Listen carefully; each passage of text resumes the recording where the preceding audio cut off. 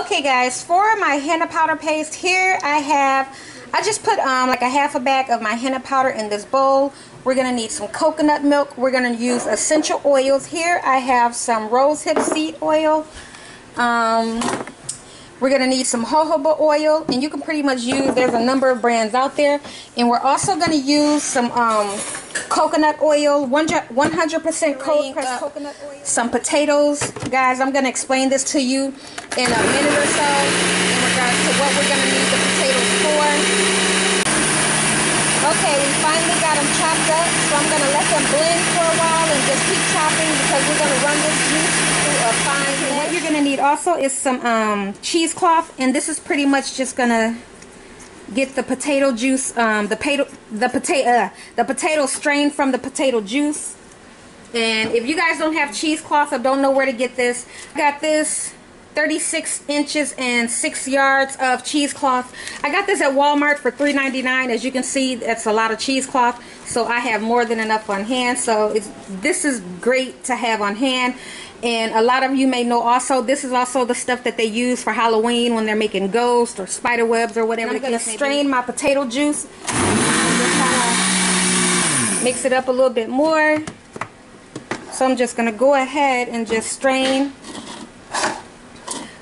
my potato juice. I'm just draining my potatoes, getting all of that potato juice out of there.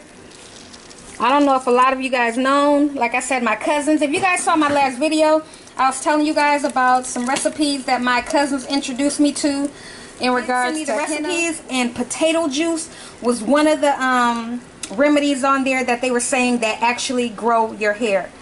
Potato juice have so many, it's just like onion juice, garlic juice, but the potatoes have so many more nutrients in it that stimulate hair growth. And I'm telling you, when I was looking at that, I'm like, yeah, right, I could not believe that. So we have more than enough potato juice right there, and I could not believe that. I was like, yeah, right. I was like, really, potato juice? I'm just gonna wash my hands. I was like, potato juice, really? So I was like, okay, I definitely have to try this to get this juice. And as you guys can see, I did have to add a little water in my blender to get the potatoes to kind of mix up a bit. And yeah, it's like, wow, I'm like really tripping. I'm sorry I'm pausing or whatever, but yeah, I used 2 potatoes to get this juice, this amount of juice. I had to add a little water to my blender to kind of get them to kind of start pureeing a bit. And as you can see, it's perfect.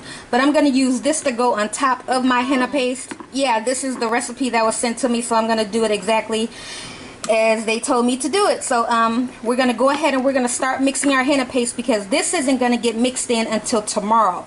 Once I'm done mixing my henna paste, I'm going to pour this on the top of my henna paste, and then we're going to get everything mixed up. Go ahead and we're going to add our coconut milk, and we're going to add a little bit at a time, because you don't want to add too much. You want to just add it as you go. I'm making the paste tonight, and I'm going to let this sit for a total of 24 hours. Okay, I'm just going to add the milk as I go, and it's going to turn into a paste, and then we're going to let this sit for 24 hours. And what that's going to do, that's going to pretty much help those dyes to release from this paste. We're going to go ahead and we're going to start adding our oils. I'm going to put some rosehip. We're also going to add 2 teaspoons of coffee. And what the coffee is going to do, it stops your hair from breakage, like falling, or people with a lot of shedding and all that. The coffee is supposed to stop that. So we're going to get that mixed in. I have my henna paste ready. I went on ahead and cleaned my sides of the bowl off. And what I'm going to do now, this is going to be a 2-part video, and this video is just of me making the henna paste and just sharing it with you on how I'm making it. And then tomorrow it's going to be the application process, because we have to let this sit for a total of 24 hours. Over the top of the henna paste, and I'm going to put the rest of the potato juice in the fridge, because that'll be good in the fridge up to a week, and I can pretty much just use this on my scalp. Like I said, you can mix this in your henna paste when you make it, and you can also just use it as a hair application. Get some cotton balls and just dab it on your scalp or whatever, and it's actually supposed to promote hair. I'm going to go ahead and put the top on. And the reason you have to let it sit, some people let this sit anywhere from 3 to 4 hours, 4 to 6 hours.